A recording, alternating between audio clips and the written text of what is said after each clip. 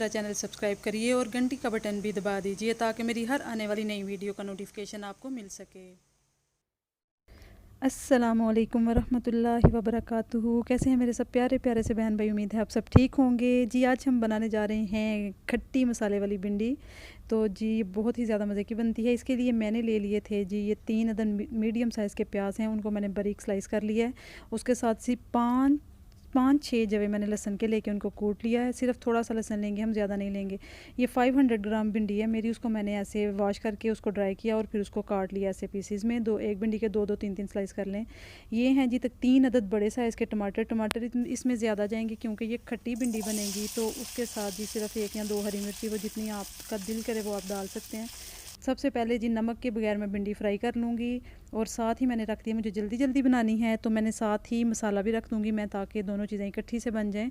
तो जी मैंने ले लिया है इधर हाफ़ कप ऑयल ले लिया मैंने, और इसमें हम सबसे पहले ऐड कर देंगे जी थोड़ा सा गर्म होने के बाद प्याज ऐड कर देंगे।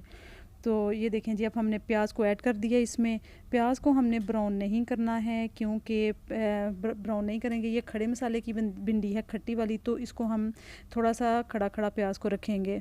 तो ये देखें जी प्याज को हम फ्राई करते जाएंगे थोड़ी देर, तकरीबन 5 से 7 मिनट लगेंगे आपके, और ये प्याज इस कंडीशन में आ जाएगा। इसके साथ ही मैंने डाल दिए हैं ये जो 1 टीस्पून जवे हैं मेरे पास लहसन के कुटे हुए, वो मैंने इसमें ऐड कर दिया। लहसन का इसमें अच्छा टेस्ट आता है।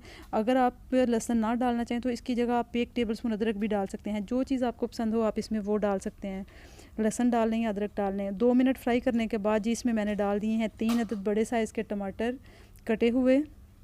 और इसके जी साथ ये देखें भिंडी को मैंने ज़्यादा फ्राई नहीं किया, बिल्कुल मैंने इसको नॉर्मल सा किया है, हल्का हल्का सा ब्राउन किया है। तो और जी ये भिंडी मेरी हो गई है रेडी। आप अगर ज़्यादा फ्राई करके खाते हैं तो वो जी आपकी मर्ज़ी है, आप वैसे भी कर सकते हैं।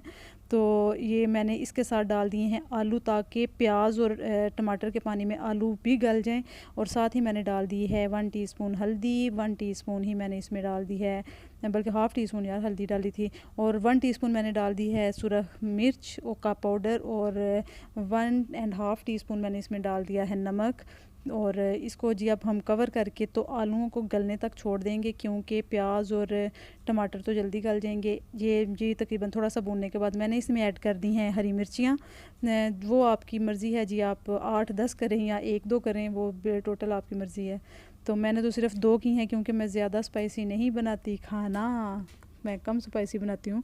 और ये इस टाइम मैंने डाल दिया है इसमें अजवाइन का 1 टीस्पून, और जी 1 टीस्पून ही मैं इसमें ज़ीरा ऐड कर दूँगी।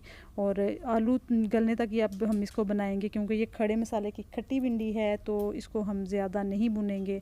तो अब मैंने इसको जी 4-5 मिनट भूनने के बाद इसमें मैं ऐड करूँगी, ये देखें जी इमली का पल्प है, या इमली का पल्प देख के मेरे मुंह में फिर से पानी आ गया।